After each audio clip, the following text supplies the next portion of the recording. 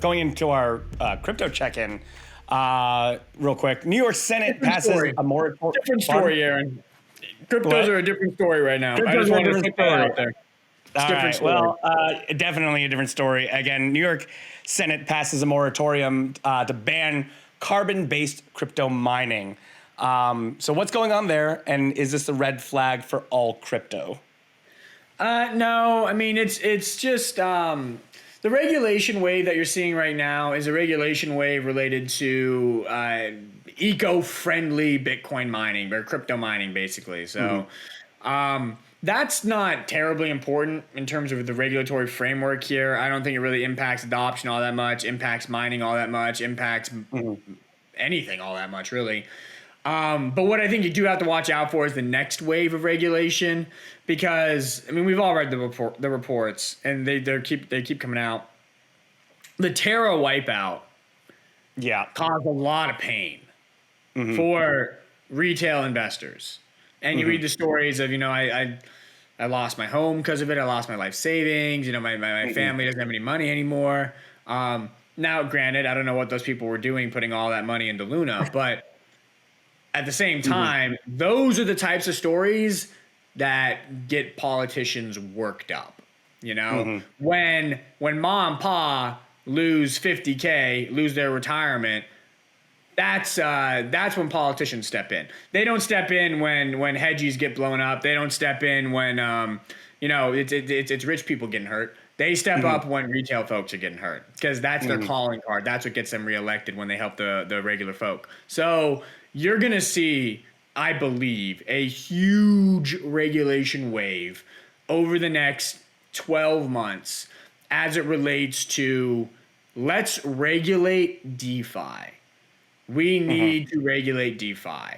I think that's going to be a very political, hot topic, politically speaking, over the next 12 months. I'm worried about that because I don't know what that regulation is going to look like. Is it going to be loose regulation? Is it going to be tight regulation? Where is it going to be adopted? Is it going to pass? Lots of question marks, lots of uncertainties there. As I've said before, the best case for cryptos is loose regulation, because there is a huge swath of the general populace that will not use cryptos until there is some regulation. They just won't touch unregulated markets, and reasonably so. Look at what happened with Terra, okay? So there's a huge swath of the population that will not touch unregulated markets. Therefore, the best outcome for cryptos is loose regulation. Put some regulation in there, just enough to get those people comfortable, but not enough to stifle innovation and progress. That loose regulation Goldilocks environment is the winning recipe for cryptos. But that doesn't mean it's what we're going to get. So I don't know what we're going to get. I know we're going to get a new wave of regulation. Is that going to land on the looser side, on the tighter side, right down the fairway? I don't know. And because of all those uncertainties, it's really hard to predict what the impact of regulation over the next 12 to 24 months will be on the prices of cryptocurrencies. And again, isn't the concept of DeFi to be almost without regulation in itself?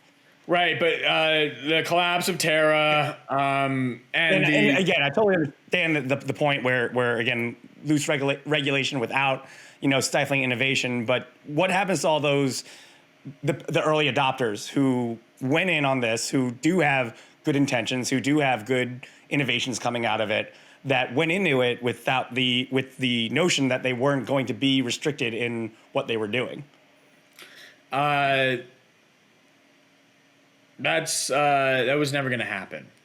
Okay.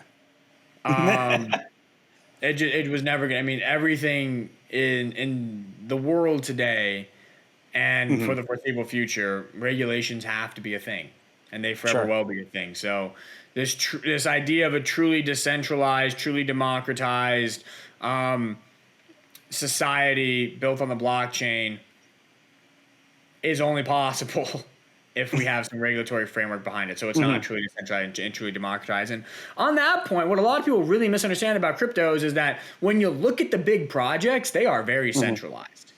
It's faux decentralization. You think you're buying into this decentralized idea because that's the idea they're pitching, but go look at the tokenomics. Go look at who's actually holding it. About 50% of supply of a lot of these tokens is held by like the top 10 people. So it's like you think it's decentralized, but it's not. It's basically just like company shares where the CEO owns 10% or this board member owns 5% or that hedge fund owns 20%.